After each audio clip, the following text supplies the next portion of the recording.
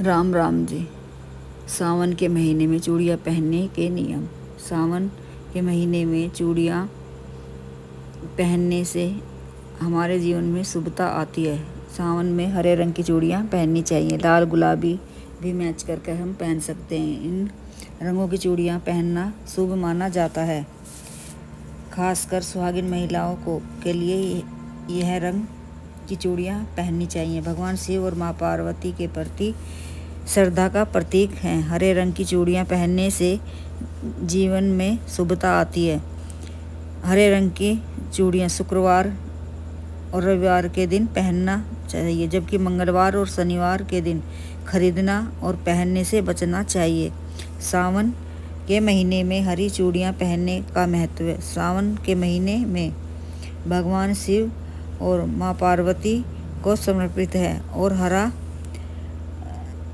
हरे रंग की साड़ी, बिंदी, nail polish, हरी चूड़ियाँ देवी माँ पार्वती को प्रसन्न करने का तरीका माना जाता है। ऐसा माना जाता है कि हरे रंग की चूड़ियाँ माँ पार्वती को स्पर्श करा के दान करें और पहनने से अखंड सौभाग्य की प्राप्ति का आशीर्वाद मिलता है। वैवाहिक जीवन में आ रही परेशानियां दूर होती हैं, जीवन में सुख समृद्धि आती है और चूड़ियां पहनने से पति की उम्र लंबी होती है और वैवाहिक जीवन में सुख शांति बनी रहती है। ऐसा माना जाता है कि सावन के महीने में हरे रंग का प्रयोग करने से जीवन में सौभाग्य बढ़ता है।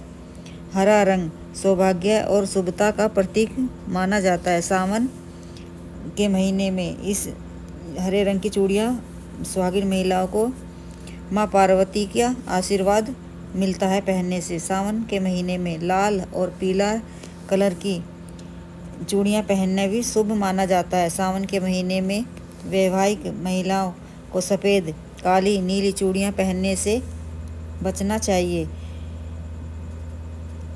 हरे रंग की ही पहननी चाहिए। हरा या पीला रंग मैच करके पहन सकते हैं। सावन के महीने में महिला को मांग में सिंदूर, पैरों में पायल, बिछियाँ, हाथों में चूड़ियाँ, बिंदी और हाथों में चूड़ियाँ शुभ रंग की पहनना और मेहंदी लगाना माँ पार्वती का आशीर्वाद प्राप्त होता है। हमें अवश्य पहननी चाहिए। सावन के महीने में बहुत शुभता का प्रतीक मानी जाती हैं। शुक्रवार, सोमवार, त्रयोदशी और पर चूड़ियाँ माँ पार्वती को स्पर्श कराकर दान करें दक्षिणा के साथ में। जीवन में आ रहे कष्ट कम होते हैं और भाग्य भी बढ़ता है। टूटी हुई चूड़ियों को कूड़े में ना फेंकें, बल्कि किसी पेड़ के नीचे दबा दें। चूड़ियाँ टूटी हुई फेंकनी नहीं चाहिए। चूड़ियों से जुड़ी कुछ बातें और भी हैं। किसी भी की चूड़ियाँ टूटी हों, उन्हें लाल कपड़े में, कि सुहागिन महिला की चूड़ियाँ टूट गई हैं तो उन्हें लाल कपड़े में बांधकर किसी वृक्ष फेंकनी नहीं चाहिए। किसी वृक्ष के नीचे गड्ढा खोदकर दबा देनी चाहिए।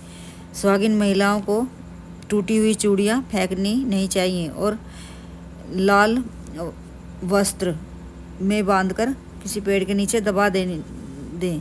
ऐसा करने से टूटी हुई चूड़ियों का दोष प्रभाव सुहाग पर नहीं पड़ता। सुहागिन महिलाओं को 11-21 चूड़ियाँ पहननी चाहिए। इनकी संख्या में ही पहने शुभ मानी जाती हैं। मंगलवार और शनिवार के दिन चूड़ियाँ नहीं खरीदना चाहिए और ना ही पहनने से भी बचना चाहिए, अशुभ माना जाता है। ऐसा माना जाता है कि चूड़ियाँ खरीदने के लिए रविवार का दिन सबसे श्रेष्ठ है। इसलिए सजने संवरने का सुहाग का सामान खरीद सकते हैं। चूड़ियाँ रविवार के दिन ही खरीदें। सुहाग की सामग्री शुक्रवार के दिन खरीदना उत्तम माना जाता है। चूड़ियाँ नहीं पहननी चाहिए शनिवार को और मंगलवार को, अशुभ होता है। अमावस्या पर भी ग्रहण दोष जैसा दोष लगता है, अशुभ माना जाता है, नहीं पहननी चाहिए।